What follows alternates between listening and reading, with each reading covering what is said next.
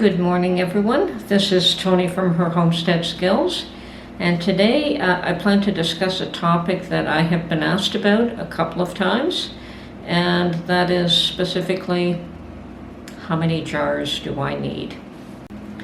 Okay, and that is an interesting question, and it would net you a different answer no matter who you spoke to. So the first thing that you should consider is, what does my family eat? And then what quantities of that particular food do they eat? Then perhaps you might consider whether you want to can individual items, like can your vegetables individually, your vegetables, your meats, and your sauces, and your gravies, and whatever, whether you want to can them all individually, or whether you want to make ready-to-eat meals like chili, soups, stews. So what is it that you want to can and why? These are some of the things that you should consider before you determine how many jars you need. Now, if you're new to the canning process, I would recommend that you really don't sweat the process. Don't try to can everything all at once, because that's a difficult thing to do. So doing test batches is a way to consider whether or not that is something you would can again. Okay, then you want to can your first full season based on your eating habits. So what do you want to can for the full season? What do you want to can monthly or quarterly? And you can all year long.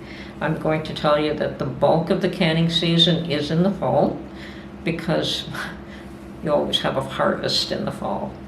Try to determine what you think will work for your family and how much you want to stock. Not everyone wants to stock the same quantities of things that everyone else does. Some people want to prep for 2 or 3 or 4 years.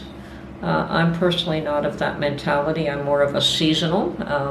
I like a 12 to 15 to 18 month supply on hand. But that is only of the items that I can once a year. The rest of it, I don't have to have a year's supply on hand. Okay, and this is a bit of a learning curve for all of us. Whenever family dynamics change or eating habits change, your canning habits have to change to accommodate that. So to answer the question, how many canning jars do I need? Perhaps a couple of dozen, maybe 100 to 300, as many as I can beg, borrow, buy, perhaps up to 1,000 and more. It really depends on your own situation. Okay, I really have no idea how many canning jars I have. I know I have a lot of them, just about every size imaginable. The wide mouth, the regular mouth, from the smallest available to the largest available. And from very old ones, like that I bought at thrift shops, to brand spanking new ones that I bought last year. I bought probably about 10-15 cases last year. They were on sale, awesome sale, so I don't think I needed them, but I bought them anyway, and I did use them. Okay, yeah, I try to stock up on my canning needs on a regular basis. I also buy my canning lids ongoing throughout the year. This is the right. I also store all my used canning lids. I wash them unless they're total garbage for some reason, and totally damaged. I wash them and I store them, and they can be sorted and reused for vacuum sealing jars. In absolute emergency situations, they can be reused for canning. I've done so. I have a video out on reusing canning lids, and I did not can water. I canned mushrooms, which are fairly expensive here, and they sealed beautifully. So I have I'm not afraid to reuse a lid in an emergency, so I would rather do that than not have the canned food available. Okay, let's discuss some real numbers now. Based on my heritage and my learning the art of canning from both my mother and my grandmother, who mainly just canned tomato sauce for their pasta dishes. And this was always done in the fall for as the big tomato harvest was available. But being raised in Canada and married to a husband who is not Italian, we don't eat pasta every day. So I've determined that we may potentially eat pasta 2 to 3 times a week, which nets out to either 8 to 12 times a month, or, which would equal to anywhere between 96 and 144 jars of tomato. And I make it just a puree. I don't make spaghetti sauce. I do that when I'm cooking it, and I like to make just a straight puree because I can use it for anything. I can use it for tomato sauce, I can use it for chili, I can make all different kinds of tomato sauces, I can use it for pizza sauce, depending on what I add to it. So this way I only make one product and it has multiple uses. Okay, so I'm starting off with a maximum of 144 jars, did I say? Just bear with me here, yes, about 144 jars. And having had 3 children, that means quart jars. Okay, and I would add at least another 2 dozen on top of that, just to ensure that I don't run out at the end of the year. So we're talking, 168 jars to begin with, and that is for tomato sauce. And when my children were growing up, that's no longer quart jars, that becomes pint jars, because that's enough for the 2 of us. Like 1 pint jar, it will make enough pasta sauce for my husband and I. I will do some in quarts for those times when I'm, say, making a lasagna where you need a lot of sauce, because I don't just make 1 tray of lasagna. Or when I'm making a chili, I can go through 3 or 4 quarts of tomato puree for a chili. So I do keep some in quarts, but most of it is in pint jars at this point. But I've transitioned from quarts to pints. So initially I had all those quarts, and then I had to rebuy pint jars. Okay, that 168 or 14 dozen-ish jars was all I needed for many, many, many years, because that's basically all I canned was tomato puree. Okay, moving forward, I wanted to can more than just tomatoes, so I started canning apples, pears, a few peaches.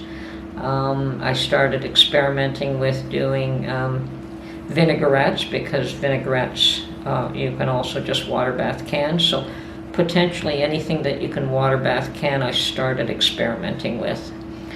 From there, obviously, jams. Jams are fairly simple and easy and accessible to everyone to make.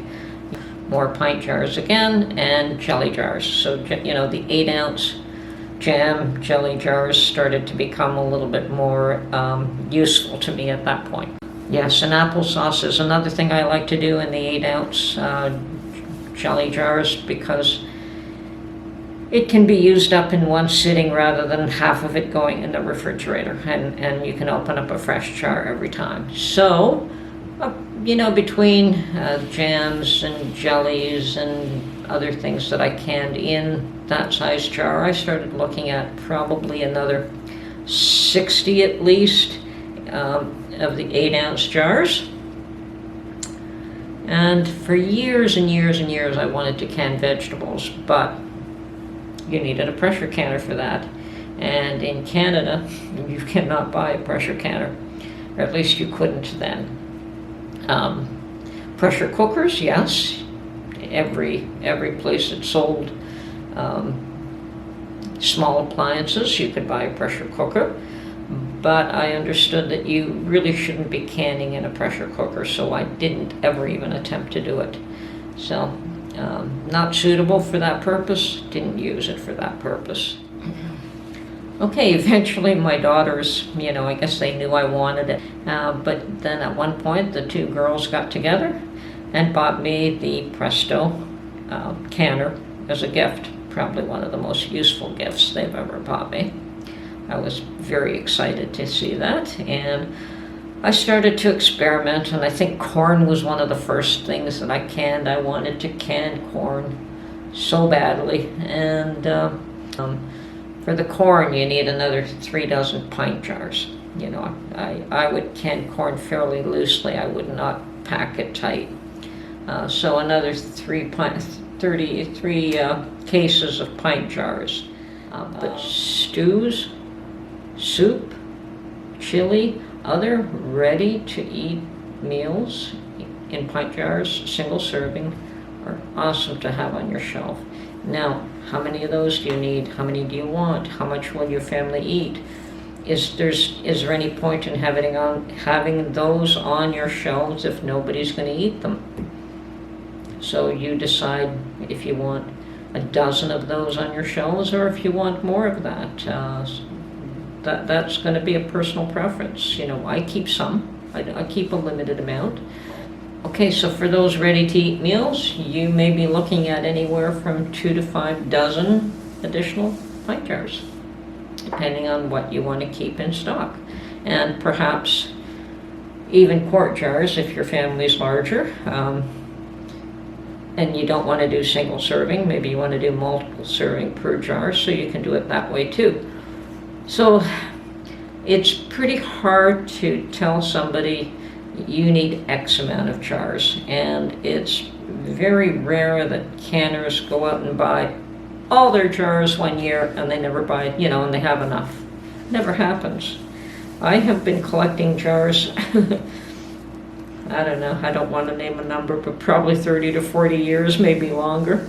So, and accumulating them as we go along, and you give some away, so you have to replenish those as well. Not everything you make for yourself. Like I'll make sauces for it and give it to my children as well. But yeah, it's start off with what your basic needs are. Start off with what you will eat and grow it. And don't stress it out. Don't say you have to have a full pantry today, tomorrow, because that's difficult for anybody. Consider some of these factors, and start off with as many cases as you can, but don't fret if you can't find jars. The main thing is to enjoy the process and be happy with what you accomplish and learn from it, and we all have failures. Learn from it, enjoy the food you create, enjoy the food security that you're creating for your family, and have fun. Okay, so perhaps the answer to that question of how many jars do I need can only be answered by you, and build your pantry little by little. Always start off with the foods that you will eat, that your family enjoys, and just have fun. Enjoy it. You're going to have a full pantry eventually, to the point where you're bursting and say, I can't can anymore, there's nothing else I want here. But how many jars do I have? I have no idea. I know I have lots empty still, so I have stock that I can use that I haven't used. I have lids and rings that I haven't used, so I'm in good shape. I'm okay. But you build that up over the years. It does not happen overnight. Okay? So enjoy. And maybe you can let me know how many jars you need. This is Tony from Her Homestead Skills. Hope you enjoyed this video, and we'll catch you on the next one.